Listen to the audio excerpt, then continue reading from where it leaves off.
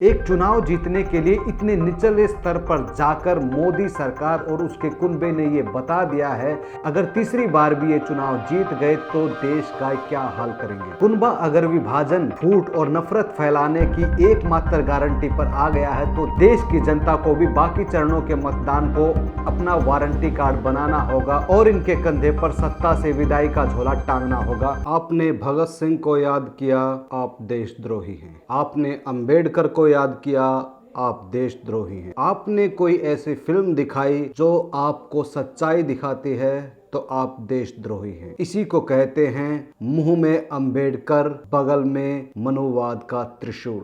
नमस्कार, मेरा नाम सुरेंद्र सावित्री सरकार। आज आपके सामने हम कुछ ऐसी ही बातें रखेंगे जिनसे पता चलेगा कि किस तरह से हमारी जो सत्ता है वो मुंह में अंबेडकर रखती है और बगल में मनुवाद का त्रिशूल रखती है। सामान्यतः होता ये है कि जब चुनाव आते हैं तो गुंडे, जिनको पता नहीं आजकल क्यों बाहुबली कहा जाता है, बाहुबली फिल्म वाला बाहुबली नहीं, बाहुबली यानी कि जो ताकत को साथ रखता है, लोगों को साथ रखता है, गुंडों को साथ रखता है और खुद भी गुंडा होता है। गुंडे भी ऐसी भावभंगिमा प्रदर्शित करते हैं कि वो सबसे सामान्य हैं, सबसे प्रेम से बातें करते हैं और उनसे बड़ा धर्मात्मा कोई नहीं। जंगल में भेड़िया भी आपको शुद्ध शाकाहारी होने की गारंटी देता है, मगर मौजूदा निजाम पर काबिज गिरोह की बात ही अलग है। वो चुनाव के ठीक बीचों बीच भी अपने विभाजनकारी, विध्वंसकारी एजेंडे को लागू करने के लिए तुला हुआ है। वो अपने एजेंडे को लागू करने के लिए निर्ममता की किसी भी हद तक और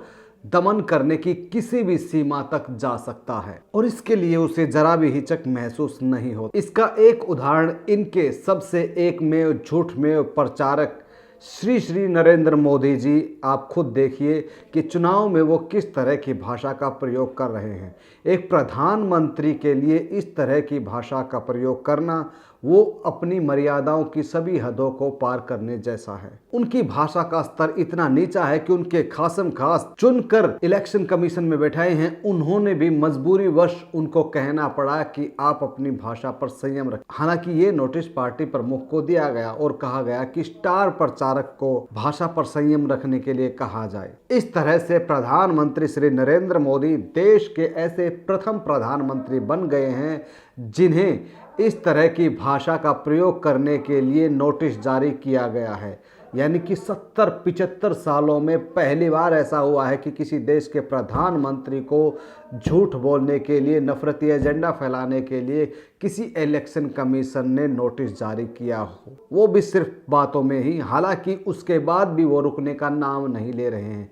कहीं मंगलसूत्र के नाम पर, कहीं जमीन बांटने के नाम पर, तो कहीं कुछ बांटने के नाम पर। जब राजा का ऐसा आचरण हो तो उनके दरबारी क्या कर रहे होंगे, इसके कुछ उदाहरण हम आपके सामने अभी रख रहे हैं। 18 अप्रैल को मुंबई के Tata institute of social sciences में पीएचडी कर रहे एक दलित छात्र को निष्कासित कर दिया। निकालने के साथ ही उन्होंने 2 वर्षों तक टिस के किसी भी संस्थान में, चाहे वो गुवाहाटी में हो चाहे कहीं भी हो, उसमें प्रवेश पर 2 वर्ष के लिए प्रतिबंध लगा दिया। इन्हें निष्कासित करने के पीछे जो कारण बताए गए हैं उनसे इनकी नीयत का साफ पता चलता है। उन पर पहला आरोप ये है कि उन्होंने शहीद आजम भगत सिंह पर एक सेमिनार आयोजित किया। बकौल टिस प्रशासन ये एक राष्ट्र विरोधी काम था।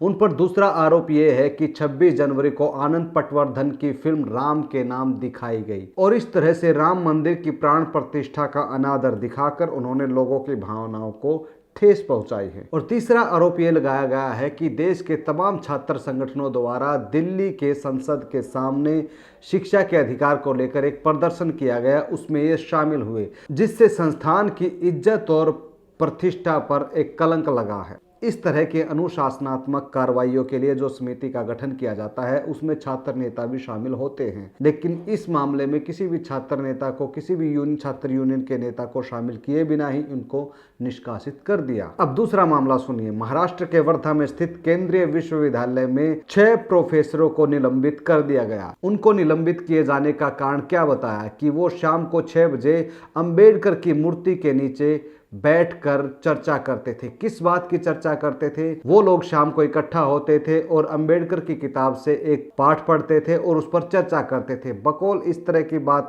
इस तरह के कार्य को स्टडी सर्कल कहा जाता है। इसकी शुरुआत फरवरी 2022 में हुई थी, जिसे अंबेडकर स्टडी सर्कल का नाम दिया गया और अब तक इसके 61-70 हो चुके हैं। इस आयोजन में शामिल होने वाले दलित समुदाय के प्रोफेसर को आरोप पत्र देते हुए विश्वविद्यालय के रजिस्ट्रार कठेरिया ने दावा किया है कि अंबेडकर का ये पाठ्यक्रम इसमें शामिल होने वाले छात्रों की सुरक्षा और स्वास्थ्य तथा विश्वविद्यालय की प्रतिष्ठा को खतरे में डाल सकता है। कमाल है। उन्होंने इसमें भाग लेने वाले प्रोफेसर से खेद करने के लिए कहा गया था, लेकिन उन्होंने नहीं माना, इसलिए उनमें से 2 को निलंबित कर दिया गया, 2 का ट्रांसफर कर दिया गया। अब तीसरे घटनाक्रम पर बात करते हैं। लखनऊ के बाबा भीमराव अंबेडकर विश्वविद्यालय में 25 अप्रैल को भूख हड़ताल पर बैठे हुए विद्यार्थियों को गिरफ्तार कर लिया गया, जिनमें 2 नाबालिग थे और 2 महिलाएं थी। मसला यह है कि हर बार की तरह इस साल भी अंबेडकर जयंती पर एक शोभा यात्रा निकाली जानी थी।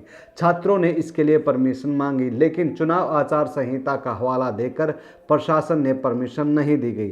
तो फिर छात्रों ने वीसी और प्रोक्टर से इस बात का आश्वासन मांगा कि रामनवमी के दिन भी किसी तरह की शोभा यात्रा नहीं निकाली जाएगी। प्रशासन ने वादा भी किया, लेकिन रामनवमी के दिन जब लाउड स्पीकर और डीजे चलाकर उधम मचाना शुरू हुआ, इस बात की शिकायत लेकर छात्र प्रोक्टर से मिलने के लिए पहुंचे, लेकिन वहां पर जो सुरक्षा गार्ड थे उन्होंने छात्रों के साथ मार पिटाई की। एसएफआई के नेता अब्दुल वहाब ने बताया कि इस मार पिटाई में एक छात्र की रीढ़ की हड्डी में फ्रैक्चर आया हुआ है और कई छात्रों को भी गंभीर चोटें आई हुई हैं। साथ में सुरक्षा गार्डों का जो प्रमुख था वो उनको जाति सूचक गालियां भी दे रहा था, खुद को कुंडा का ठाकुर बताते हुए। इस हमले को करवाने वाला आरएसएस से जुड़ा प्रोक्टर यूं तो दलित समुदाय से आता है, लेकिन वो अंबेडकर से इसलिए नफरत करता है क्योंकि उन्होंने मनुस्मृति को जलाते हुए राष्ट्र विरोधी कार्य किया था, इसलिए वो इसके खिलाफ है। इस हमले के जिम्मेदारों के खिलाफ और विश्वविद्यालय प्रशासन से प्रोक्टर को हटाने की मांग को लेकर दलित छात्र और एसएफआई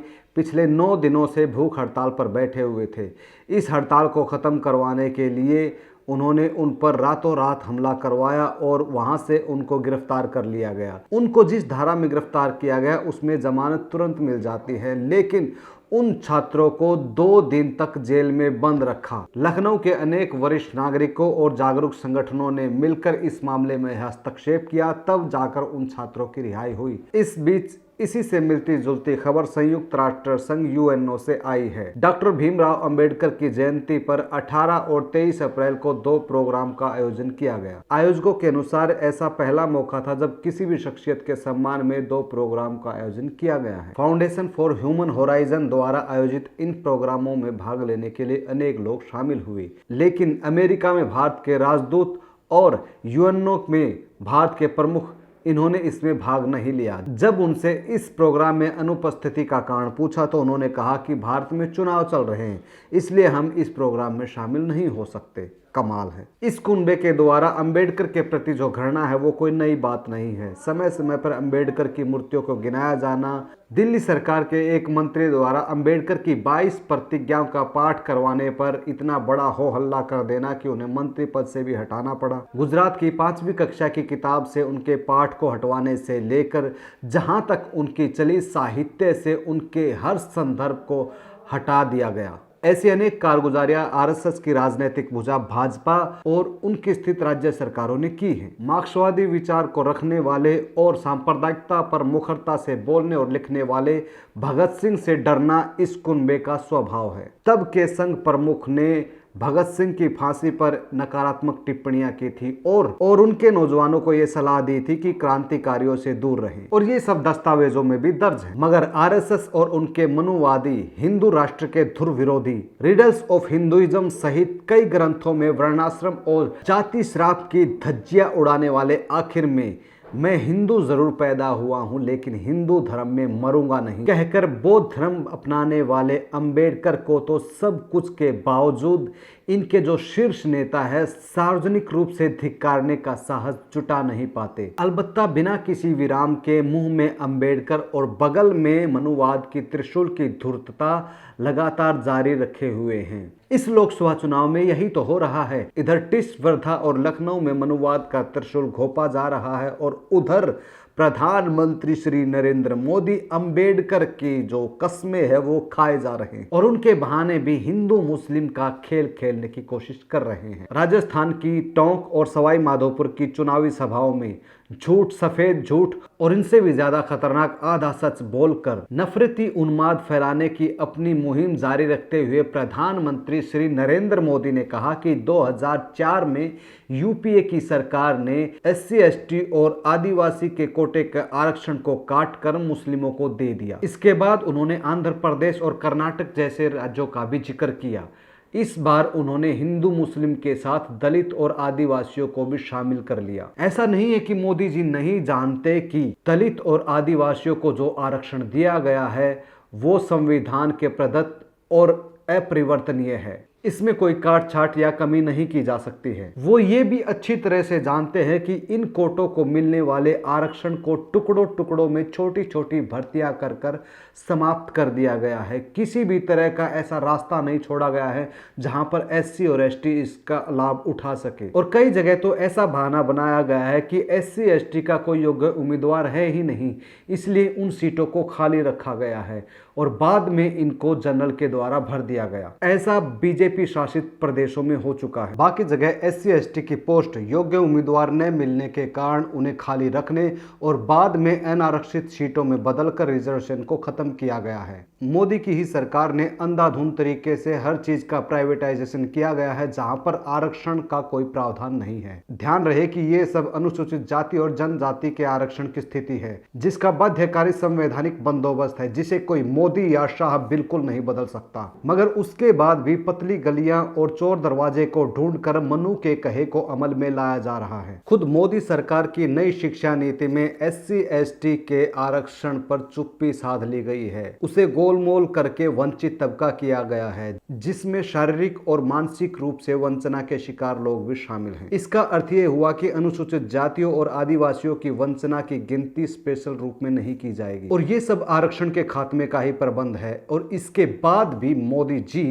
कितनी बेशर्मी के साथ चुनाव में इस बात को कह रहे हैं कि SC, ST के आरक्षण को खत्म करके मुस्लिमों को दे दिया जाएगा, जबकि ये पहले ही खुद इसका प्रबंध कर चुके हैं। पिछड़ी और अति पिछड़ी जातियों के आरक्षण के कोटे में इनमें आने वाले मुस्लिम समुदाय के एक हिस्से को दिए जाने वाले आरक्षण को अनुसूचित जाति और जनजाति का आरक्षण बताकर दिए जाने वाले आरक्षण को अनुसूचित जाति और जनजाति के कोटे से गड्ढमड करके बताना 1.5 छानी पट्टी है। सिर्फ 1.5 छियान पट्टी ही नहीं है बल्कि इसमें असली सच को छुपाने की हरकत के साथ पाखंड भी समाहित। कर्नाटक में जिस OBC में आने वाले मुस्लिम समूह को आरक्षण का रोना रोया जा रहा है वो आरक्षण 3 दशकों से ही चला नहीं आ रहा है बल्कि इस आरक्षण को देने का श्रेय लेने के लिए HD देवेगौड़ा को साथ साथ लिए घूम रहे हैं जिसकी पार्टी के साथ प्रधानमंत्री मोदी जी चुनाव लड़ रहे हैं। राज्य की पिछली भाजपा सरकार ने चुनाव से ठीक पहले मुसलमानों के आरक्षण को छीनकर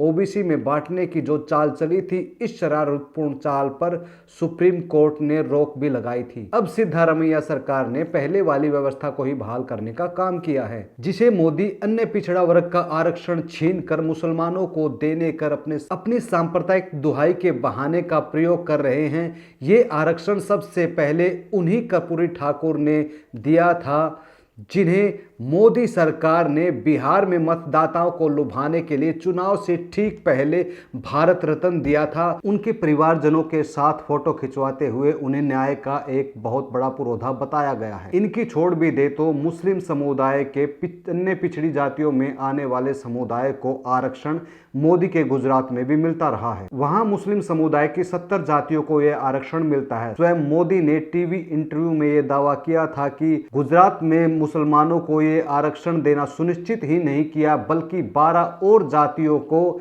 इसमें शामिल किया गया है। इसके बाद भी झूठ धर झूठ बोलने का इनका जो मकसद है वो साफ है।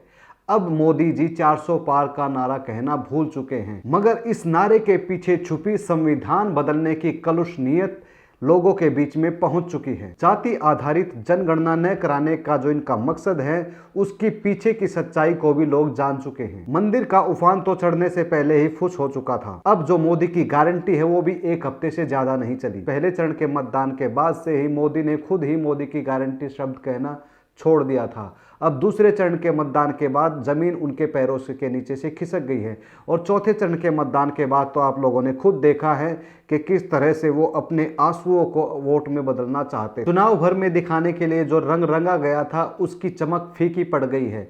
इसीलिए अब इनके जो दिखाने वाले दांत थे उनको छोड़कर खाने वाले दांतों के साथ ये सामने आ गए हैं। आपने देखा होगा हर चुनाव में मोदी जी किस तरह से मुसलमानों के खिलाफ खुलकर बोल रहे हैं, कभी मंगलसूत्र के नाम पर, कभी घुसपैठियों के नाम पर।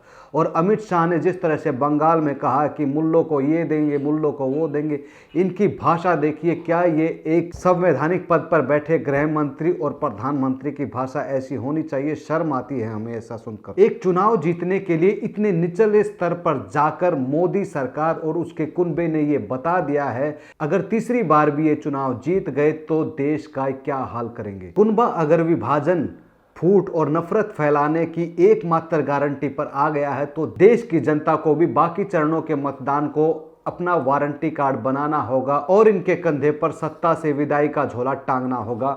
धन्यवाद।